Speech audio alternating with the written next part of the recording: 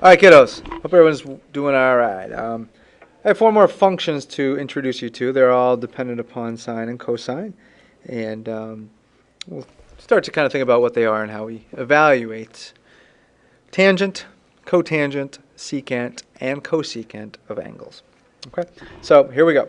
Let's define the tangent, and we write it as such. We pronounce it tangent, and we write it as tangent of x. Right? Remember, we take tangents, or sine or cosine for that matter, of angles. So the tangent x, or tangent of an angle, is by definition the ratio of the sine of that angle over cosine of that same angle. Okay?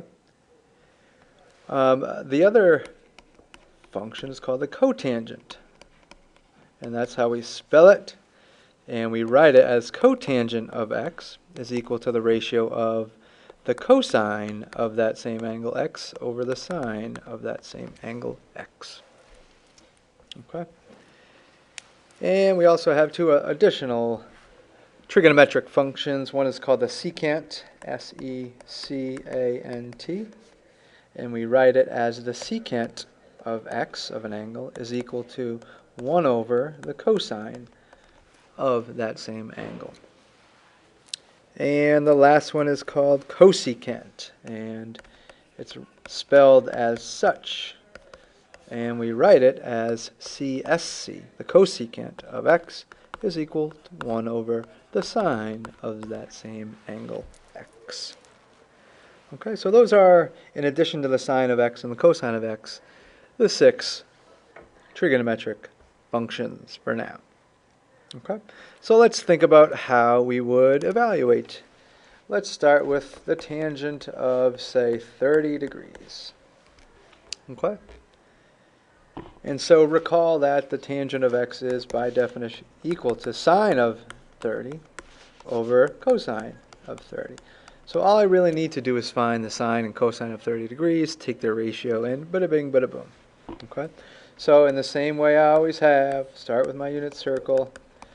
I want really the sine and cosine of 30, so I'm going to rotate 30. Hypotenuse is still, always will be 1. Right? I'm going to drop that altitude. Right? 30, 60, 90 triangle. Hopefully this is getting comfortable for you. Side across from 30 is 1/2. Side across from 60 is root 3 over 2. And we are establishing that the base root 3 over 2 is the x value, or the cosine. And the height, 1/2, is the y value, or the sine. Okay? So now I'm just going to use these, right? So the sine of 30 is 1/2. Right? The y value of my terminal point, the height of the triangle. The cosine of 30 is the x value of my terminal point, or the base of that reference triangle. Okay? So the tangent of 30 degrees is the sine of 30 degrees over the cosine of 30 degrees, or 1/2 over root 3 over 2. Now we just have to remember how you figure out what the heck that is. So I'm going to keep the fraction on top. I'm going to multiply by the flip version, the reciprocal of the denominator. Right? That's how we divide. That's what dividing looks like. Okay, and now I multiply top times top, and I get 1 over root 3. And because now I have an irrational number in the denominator, I have to rationalize by multiplying by 1. And the form of 1 I choose is root 3 over root 3, because then top times top is root 3, and bottom times bottom is just 3. Okay, and that is the value of the tangent of 30 degrees. Let's take a look at another problem. And what if I asked you to evaluate the cosecant, whoops, that's a little sloppy, sorry. The cosecant of, let's say, 2 pi radians. Okay? So, just as I normally would, I first want to kind of think about, well, what on earth is 2 pi radians, right? Let's think about what that angle is in degrees, something's more familiar, right? So remember that because pi is 180, then 2 pi is 2 times 180, so 2 pi is really just 360 degrees, right? Okay, so what we've been establishing is that sometimes it's helpful to change those radians to degrees, just so it's more familiar to us. Okay, now I'm going to rotate because I want the cosecant. Oh, well, wait a minute. Cosecant, we have to ask ourselves, well, what is it? Well, by definition, it's 1 over the sine of that same 2 pi radians.